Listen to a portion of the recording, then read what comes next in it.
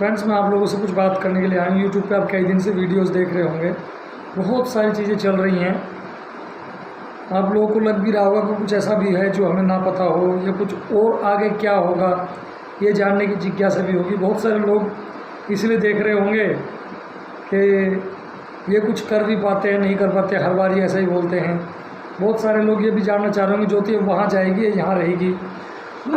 तमाम सवाल होंगे आप लोगों के मन में, जिनको आप जानना चाहते होंगे कि आगे आने वाले समय में क्या होना है और क्या नहीं होना है। तो फ्रेंड्स, मैं आप लोगों को बता दूं कि जब ये घटना हुई थी उसके तुरंत बाद मैं और प्रिया गए थे, और जाकर के हमने उन लोगों से बात किया था कि भाई वहाँ गए थे। हमने मतलब वहाँ जाने से पहले हमारे बीच में काफ़ी डिस्कशंस हुई, मेरे और प्रिया के बीच में, कि अब इस मामले को हमें कैसे टेकअप करना है और क्या फाइनली इसमें करना है। क्योंकि ऐसे टालते आते आ रहे हैं, हमेशा से टल रहा है, सामने वाले का जो मन कर रहा है वो कर रहे हैं। तो चीज़ें घट रही थी, तो हमें कहीं ना कहीं जाकर के मतलब कभी ना कभी इस चीज़ में हमें लीगल एक्शन लेना ही था। तो जब प्रिया को बात पता चली तो she got very much upset के उसके साथ ऐसा मारपीट हो गई है। तो उसने मुझे इन्फॉर्म किया, तो मैंने बोला अब तो लेट हो गए हैं, रात में जाना ठीक नहीं है, सुबह चलेंगे। क्योंकि ऑलरेडी ये जानकारी मिली कि पुलिस को इन्फॉर्म कर दिया है ज्योति ने, और पुलिस आई भी थी। तो कोई बात नहीं, रात को बहुत सारे डिस्कशंस हुए, हम लोग फैमिली के सारे लोग बैठे साथ में, हम लोगों ने परिवार में भी डिस्कस किया क्या करना है। तो everybody was on a same page कि ठीक है भाई, इसमें जो है कानूनी कार्रवाई होनी चाहिए। अब बहुत लंबा समय इस चीज़ को बर्दाश्त करते हुए हो गया। तो यहाँ से फिर हम लोगों ने जाना डिसाइड किया। सुबह गाड़ी वाड़ी वाले को बुलवाया, तैयार तो मैं सुबह कोर्ट जाने के लिए हो गया था। मुझे लगा शायद मामला सुलट गया और बात ऐसी वो आगे निमट गई है। मैं थोड़ा रिलेक्टेंट हो गया था, मतलब रिलैक्स हो गया था कि नहीं, शायद मसला निमट गया है, अब चलो कुछ नहीं हो रहा है तो छोड़ देते हैं फ़िलहाल के लिए, अगली बार कुछ होगा तो तब देखेंगे। फिर मुझे प्रिया का कॉल आया, जबकि मैं कोर्ट जाने के लिए तैयार था, एक बहुत अर्जेंट मैटर था कि नहीं उसके पास अभी चलना है, ऐसे नहीं छोड़ सकते, कुछ ना कुछ तो करना पड़ेगा। हर बार ऐसे छोड़ देने से ही ये दिक्कत हो रही है कि आप हर बार एक सॉफ्ट जो कॉर्नर रखते हैं कि नहीं चलो ठीक है, हो गया हो जाएगा, तो ऐसे तो हमेशा होता ही रहेगा। अगर अब नहीं रोका तो कभी नहीं रोक पाएंगे, ये चीज़ आप समझ लो। मुझे प्रिया की बात ठीक लगी, तो उसके बाद मैंने डिसाइड किया कि चलो चलते हैं। हमने गाड़ी बुलाई और बुला करके फिर यहाँ से मैं गया। और प्रिया के साथ दिक्कत ये थी कि छोटी बच्ची है, जाने के बाद कई बार पुलिस स्टेशन या कहीं ऐसी जगह जाओ तो बहुत समय लग जाता है, आपको कुछ लोगों से मिलना रहता है, बात करनी होती है। तो फिर भी प्रिया छोटी बच्चे को छोड़ करके रास्ते में उनके पापा जी लेकर आ गए, और हम जो है वहाँ से चले गए। हम पुलिस स्टेशन गए। पुलिस स्टेशन में जाने के बाद हमारी बात वहाँ जो ड्यूटी ऑफिसर होती है मैडम, उनके पास गए, उनसे बैठ के बातचीत हुई।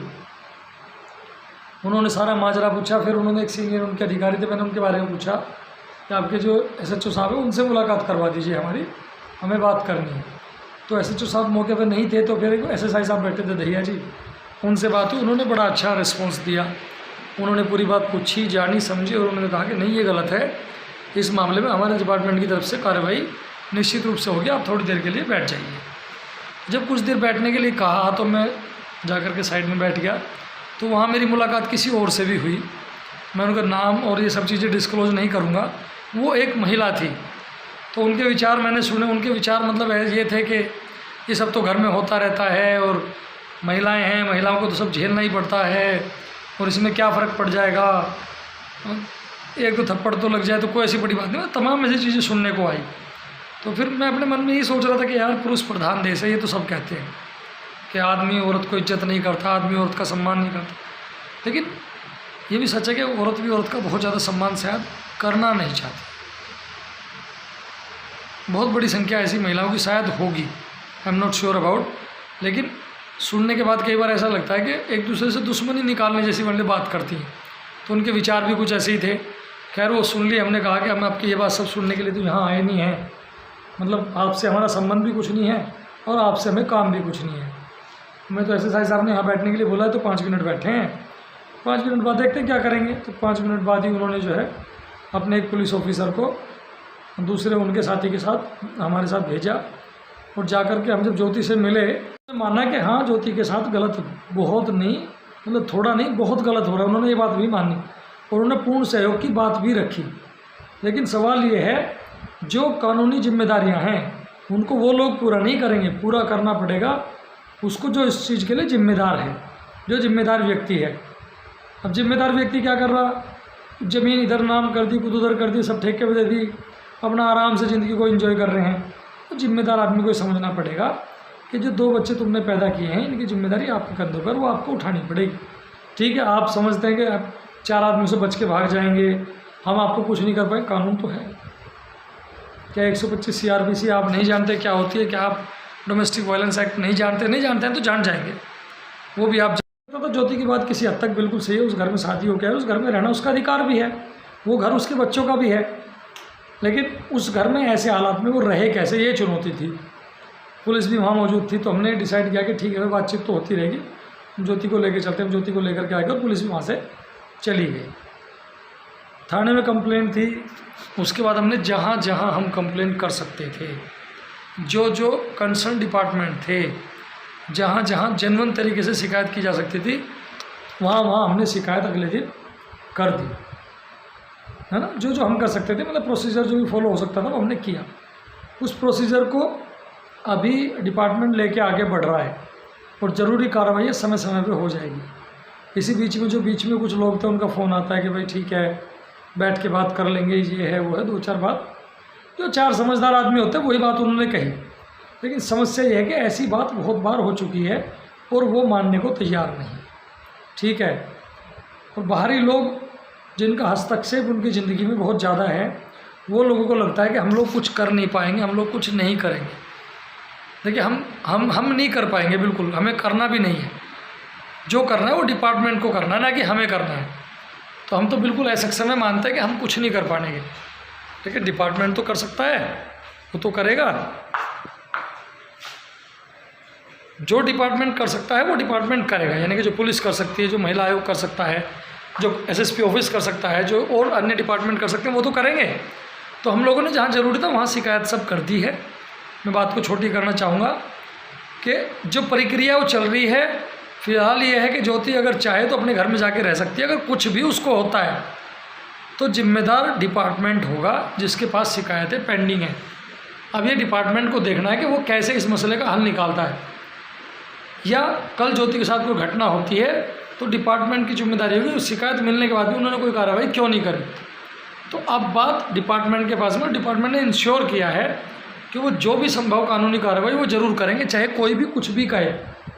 गांव के 4 आदमी कहें या बाहर के 2 आदमी कहें, वो जो ज़रूरी है वो करेंगे। हाँ, जहाँ तक गांव के 4 आदमी के सम्मान की बात है, उनका सम्मान मैं भी बहुत करता हूँ, क्योंकि जो भी आदमी मुझे वहाँ मिले, किसी एक आदमी को छोड़ करके हर आदमी बहुत अच्छा था, हर आदमी ने बड़ा सहयोग किया। चलिए अब छोटी करते हैं बात को, बात बहुत बड़ी हो जाती है बार बार।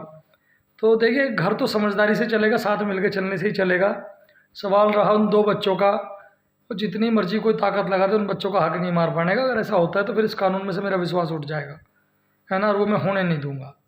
और मुझे विश्वास है, पूर्ण विश्वास है अपने न्याय प्रणाली पर, अपनी कानून व्यवस्था पे, कि बच्चों को उनका हक मिलेगा, ज्योति को अपना हक मिलेगा, और जो जायज़ है वो हर हाल में हो के रहेगा। ये हमारी न्याय प्रणाली बहुत स्ट्रॉन्ग है, बहुतों को न्याय मिला है और आने वाले समय में न्याय मिलता रहेगा, मिलता है और आगे भी मिलेगा। और जितना भी जो भी कुछ आप लोगों को यूट्यूब पर अब तक देखने को मिला है वो ठीक है, आगे आप लोगों को इससे संबंधित कोई वीडियो नहीं मिलेगी। एक ही वीडियो में हम सारा जो भी कुछ हल निकलेगा इस समस्या का, केवल एक ही वीडियो में हम आप लोगों को सारा कुछ बता देंगे। चाहे तो ज्योति वीडियो बनाए, चाहे प्रिया बनाए, या दोनों बनाए, एक वीडियो में आपका सारा कंक्लूजन बता देंगे। हो सकता है ऐसा अगला कोई वीडियो आने में 10 से 15 दिन लगे। अभी चीज़ें ऑन द राइट ट्रैक आ गई हैं। जो प्रोसेस शुरू करना था वो शुरू हो गया, डिपार्टमेंट हमसे सहयोग कर रहे हैं, बाकी के जो जिम्मेदार लोग हैं वो भी हमारे साथ सहयोग कर रहे हैं।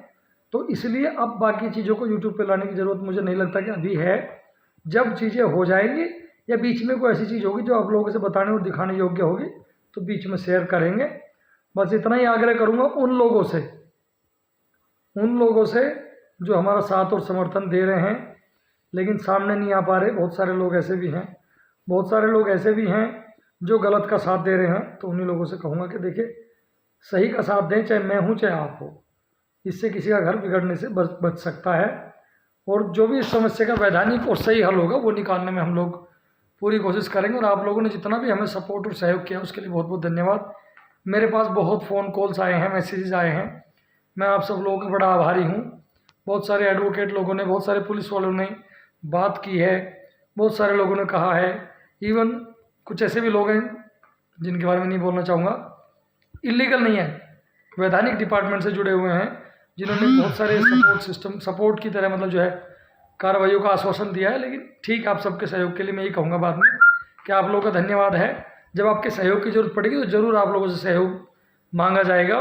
लेकिन मुझे लगता है ये मसला ऐसे ही हल हो जाएगा, जो डिपार्टमेंट अब इसमें इन्वॉल्व है वो इस समस्या का हल निकाल लेंगे। तो चलिए मिलते हैं नेक्स्ट वीडियो, तब तक के लिए बाय।